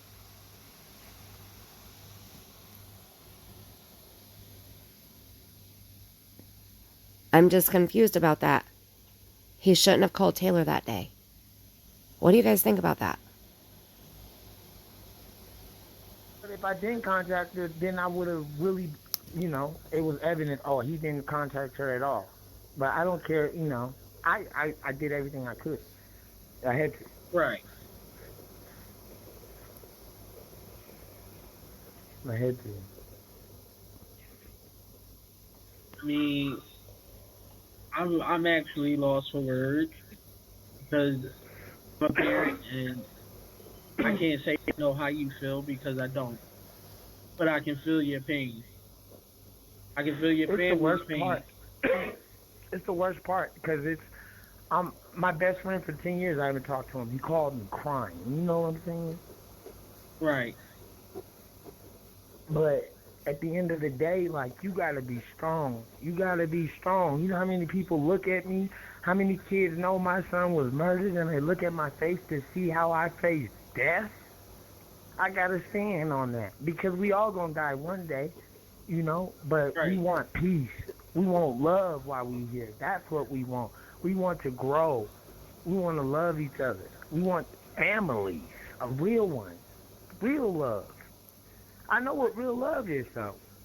I can't say that for everybody else, and I feel so bad. I do, because sometimes I'm sad, and then somebody will send me, a stranger will just send me a picture of Amari that's so beautiful, and he said, man, it blows me away. Because I could be blind. I might not be able to see those. I know blind people. They can't see those pictures. I know deaf people. They can't hear my songs. They can't hear what's going on. They can see it. So you gotta. It's bigger. It's bigger than life. Really is. He was.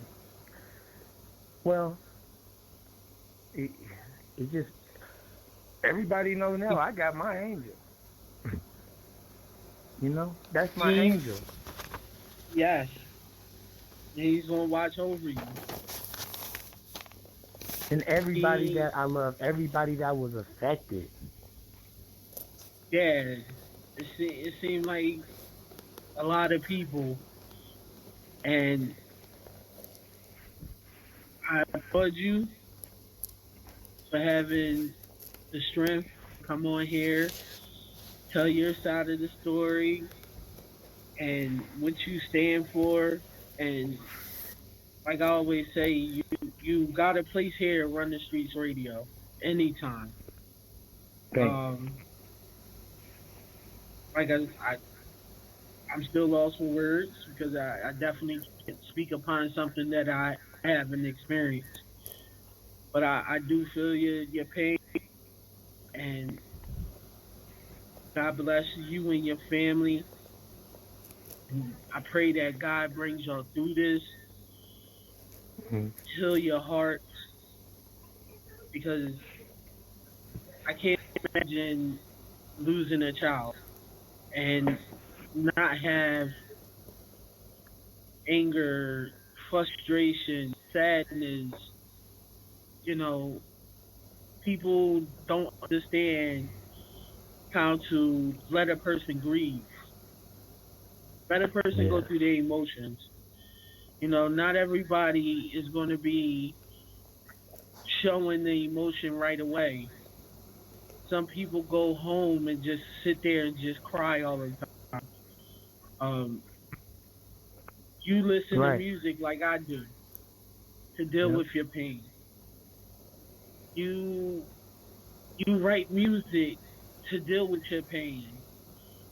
These are the things that help you cope with whatever you're going through, and it's hard. Um, Mm-hmm. Amari is forever in my heart. He's forever part of Run the Streets Radio. I'm sorry I had to. I really don't like meeting people under circumstances such as tragedy. Um, I said to you the other day when we conversated that God put us together for a reason, and Yep. I respect the person that introduced us, put us all Yeah. together for a reason, and the reason is we're going to get justice for Amari, and we're going to fight for all the kids that are being abused that shouldn't be abused, and we're going to fight for that Amari's law, and we're going to fight Yes. for all these kids out here that are being hurt, the ones that Yeah. survive, even the ones that die. And I really hate that this is going on in this world because I feel as though if you can't handle it, let somebody else handle it. Right. You know, it's not a burden for somebody else to take on to raise a child. Um, I respect you, your family, Save Our Kids Foundation, Children Seekers of Las Vegas. I respect Mm-hmm. all of those, and even a part of me is praying for Taylor. Yeah.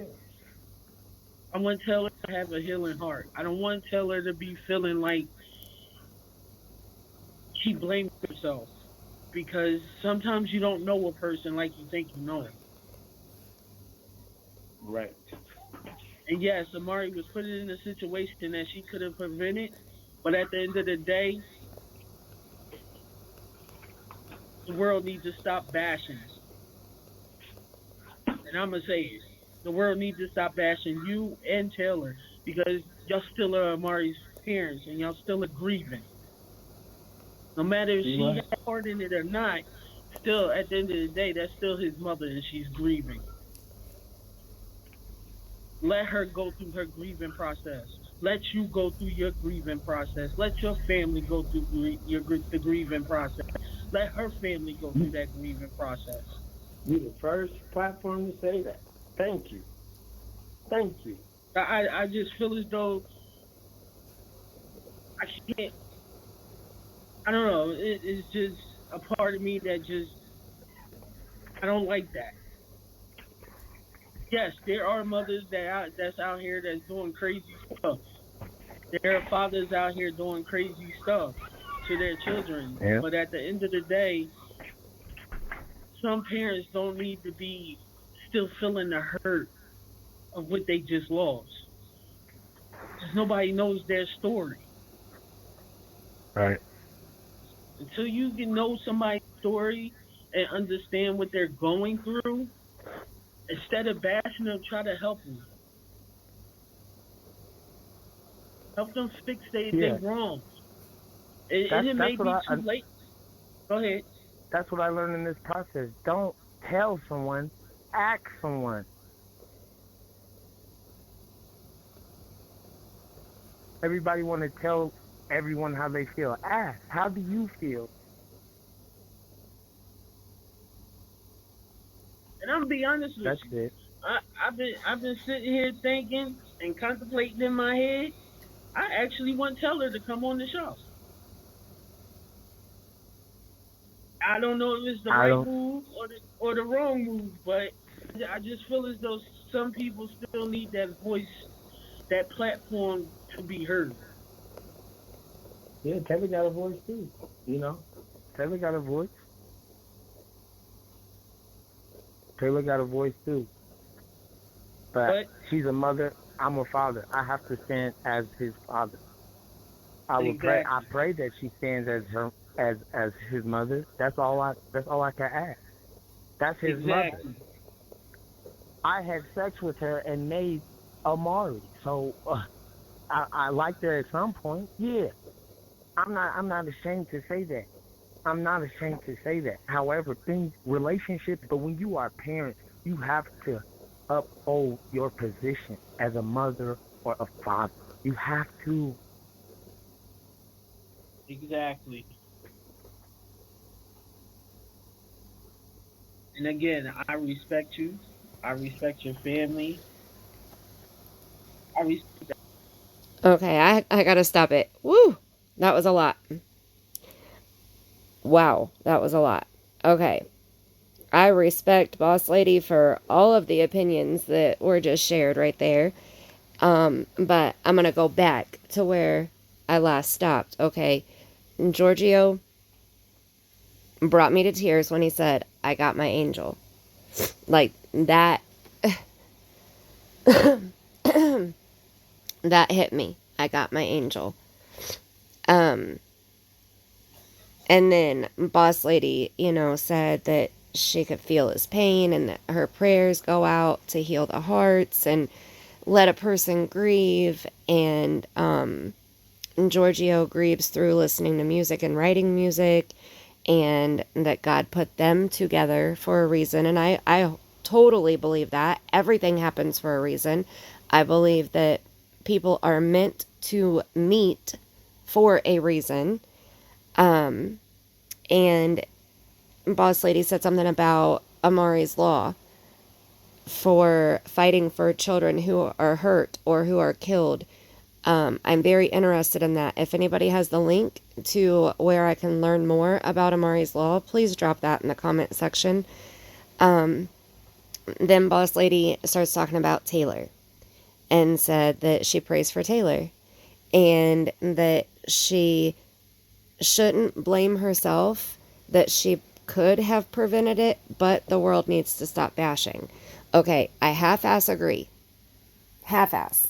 Because if Tayler was in a position that she was in danger and that her child was in danger, from everything that we have seen, she could have gotten out of that danger, in my opinion. Okay, her mom bought the plane ticket for Amari. She could have taken Amari away from that demon right then, unless he was already deceased before she left Vegas to go to Colorado. I do not understand. And even if Demon would have said, I'm holding your child until you come back to make sure you come back, you're not taking him. 911, hello, this man will not let me have my baby. Okay, she could have missed that flight. She could have gone to the airport, and on her way, or when she got there, she could have called. As soon as she left his side, she could have called and said, my boyfriend has my baby and will not let me have him. Go get my child now. He is in danger. She would have been away from Demon, so Demon couldn't stop her from making that phone call. And the police would have gone and gotten Amari right then. And it would have been a whole different scenario that we would be we probably wouldn't even be talking about these people right now if she would have done that. And she could have put him on that flight and taken him to Colorado with her. That's where I'm struggling. And since Tayler still refuses to answer why she did not take Amari with her, I can only go off of what I'm assuming and what my opinion is and what I'm gathering from everything that I'm being shown. She was only with the demon for 6 months. And I know a lot can happen in 6 months. But I'm sure that she had opportunities to get out of that relationship. And I know being in an abusive relationship, if that's the case, if you have fear, it makes it harder. If the person threatens you, it makes it harder. I fully understand that. But here's more of my opinion. The person that I saw standing for 28 minutes during that interview, the person who said, he pokes the bear, I poke the bear back, and then later said, I poked the bear, he pokes the bear back. A person who's in fear of their significant other is not going to poke the bear. In any abusive relationship that I have seen, I personally have never been in an abusive relationship, but I have been way too close to way too many. And the person that is being abused would not poke the bear in any way, shape, or form, because they would be in fear that they were going to get that next hit. They would be in fear that they're going to have that next huge fight. They're going to be in fear that that could be the last day that they take a breath. I'm not going to go into the abusive relationships that I've seen, that I've been around firsthand, that I have been involved with firsthand. But just know I've seen enough of them. She did not look like she was in fear. The stuff that she was saying during that interview, I feel like she was speaking directly to that demon when she said Amari was defenseless. He was a mini human. He couldn't say, I'm done. He couldn't just walk away. When in fact all we needed was just communication. That whole section of that interview was her talking to the demon, and that's when he walked away. For 7 or 8 minutes, he walked away because he knew she was talking directly to him. So I do not see her as an abuse victim in a relationship. I do believe that there was abuse, but I don't believe that she was in fear of it. I'm sure that she gave just as many swings as he did. I see that as a toxic relationship where they both were abusive to each other. And that's just my opinion, and I could be wrong. And if I am wrong, if there is factual evidence to prove that I am wrong, I will apologize for being wrong. But I still pray for Tayler. I still will always pray for Tayler, because she needs prayer, like I've already said. And Jyrgio and his family should not be bashed. If anybody is bashing his family, please stop. Please stop. He obviously was reaching out to Tayler, risking his freedom to reach out to Tayler to try to be there for his child. Could he have done this? Could he have done that? Of course. Everybody could do something differently. Everybody would suggest that he could have done something differently. But nobody was in his shoes. So we can't judge him on that. And then when Boss Lady said to let Tayler grieve that she is a mother who lost her child, that I struggle with that. I struggle hard with that because I want justice for Amari. That's my priority. Tayler's grief is not my priority. It's not. Amari's justice is my priority. And it seems like that is Jyrgio's priority also. When he said, I have to stand as his father, and I hope that Tayler will stand up as his mother.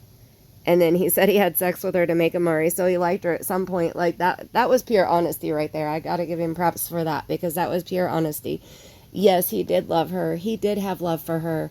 There is a picture floating around right now, and I do have it, of when they went to Utah for her to see her daughter. I'll try to pull it up here and see if it'll show it. Okay, hopefully it's showing it on the screen here. It says Jyrgio All Styles, and it says told you I showed her, and then the heart, love. Okay, Tayler looks like a totally different person in this picture. Totally different. She looks very pretty in this picture. And happy. I mean, and Jyrgio looks happy, and the little girl is adorable. Completely adorable. So he did show her love. He did try to be there for her, and he did care for her. And I wholeheartedly believe every word that he said. But feelings change, situations change, and there is a child who is now an angel.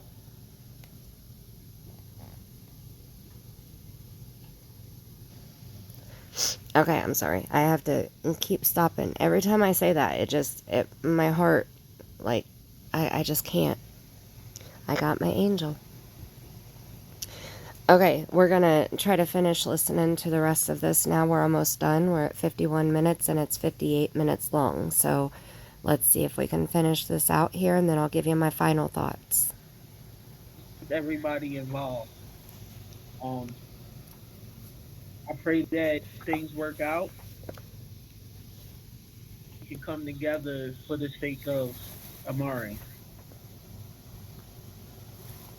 and let's work on getting things done. Yeah, we're moving forward. I'm trying to spread the word as much as I can. Like everybody knows in the Bay Area, we're doing a balloon release in the Bay Area. That's far from us. Those people never even met Amari, but still, Right. everybody needs to know. Let it be an example. Let it be an example. Even though I would never, I can't do nothing about it now, so I have to make positive. Check on your son. Check on your daughter. That's what I did. I just pressed that button. That's all it took. Just to press the button. And I found out.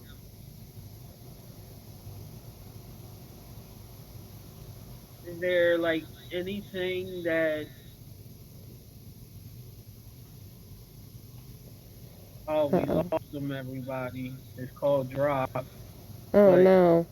yeah, we need to get justice for Amari. Get justice for all children that need it. Check on your loved ones. As you see, tomorrow's not promised. Uh, That's right. Amen. Make sure that y'all are checking on these little ones, because these little ones are our future, and they don't deserve to be hurt. Amen. There you go. Amen. He's back on. Hello? Hello. Yeah. Yeah, I don't definitely. know. Anytime you want to come back on, the door is always open. I appreciate Anybody that. else, if your family wants to come on and talk, again, the door is open. Thank you. Thank you. Thank you for everything you've done. The patience, the way you talk. You're you're on time, reliable, honest. Thank you. Hey, I'm just here to be here as your friend, as a sister. We family, no matter what. And Thank you. like I said, at some point in life, this lifetime, we would have crossed paths. I'm just sorry that it had to be this way. Yeah. But we here. So now we gotta do our job. And that's Amari. Yeah.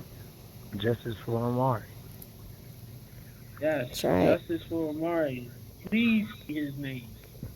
don't say his Yes. name, gotta put some respect on it. Yep. There anything else you would like to speak about before we get off the air? Mm, well, no.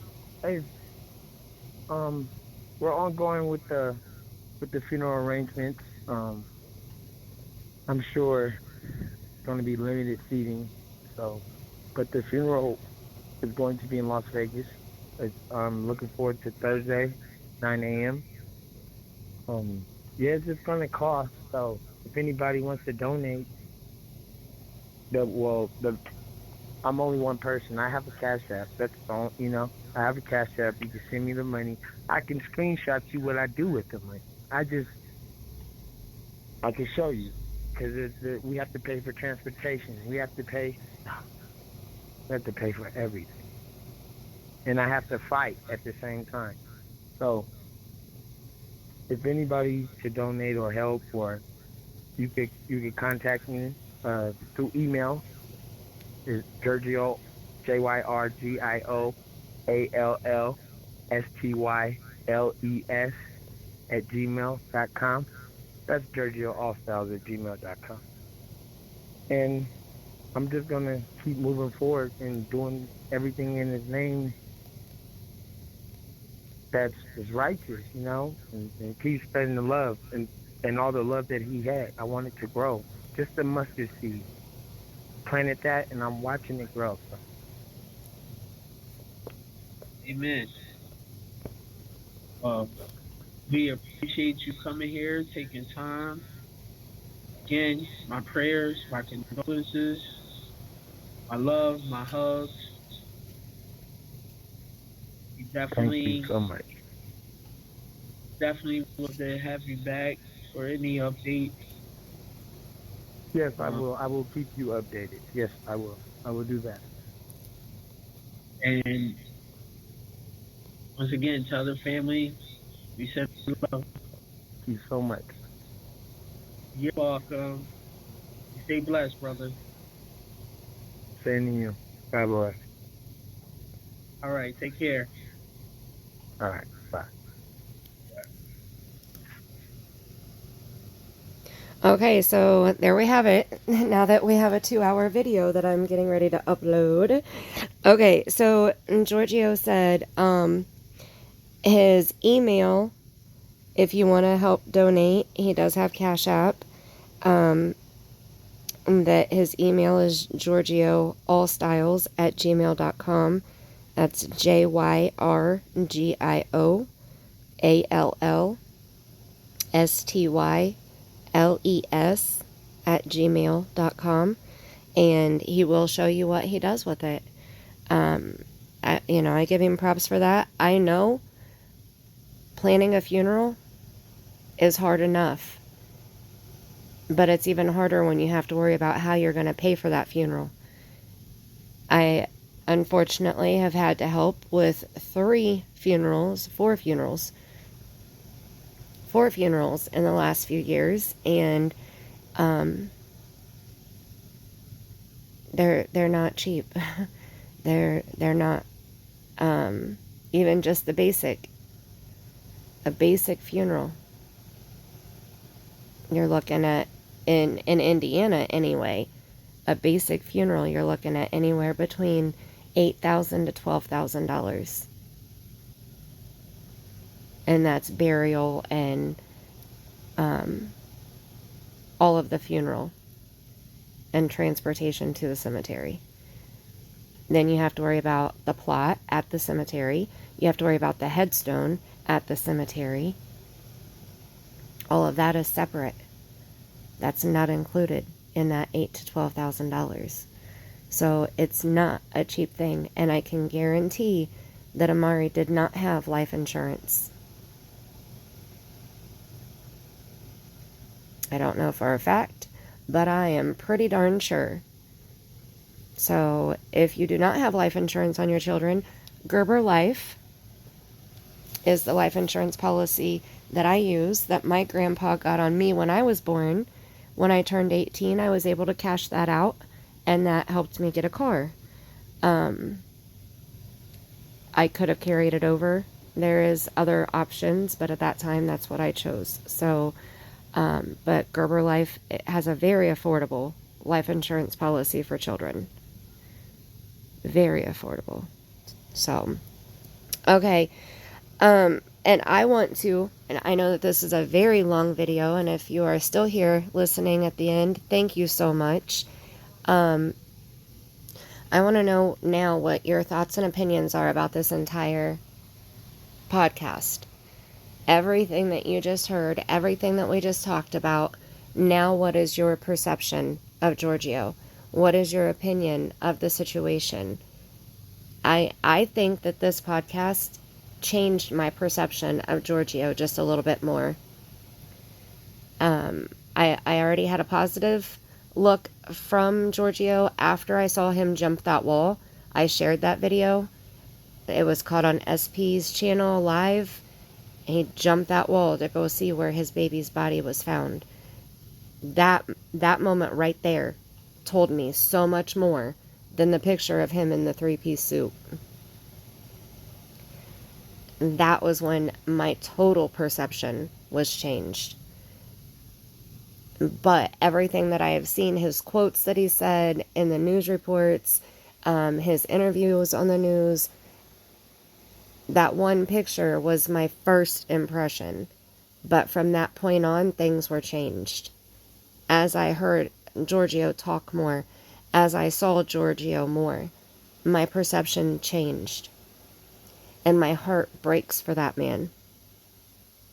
I mean, it sounds like since he met Tayler, he tried so hard to bring positivity into her life. And it was just like he kept getting slapped with the negative stick, no matter what he did. He took her to see her daughter. And, he tried to show her love. And he got put in prison. And I don't know that situation, so I can't speak on that. But that seems like it was, he got the negative end of that. No matter how you look at it, he got the negative end of that. If he did it, then he deserved to get hit with that negative stick and to sit in prison, because no man should put their hands on any female for any reason whatsoever ever in life. Okay, so let me be clear about that. I am not defending anybody who puts their hands on anybody else, especially a male to a female. But I do not believe that a female should put their hands on a male either. I don't believe anybody should put their hands on anybody, because I don't believe that violence is the answer. Ever.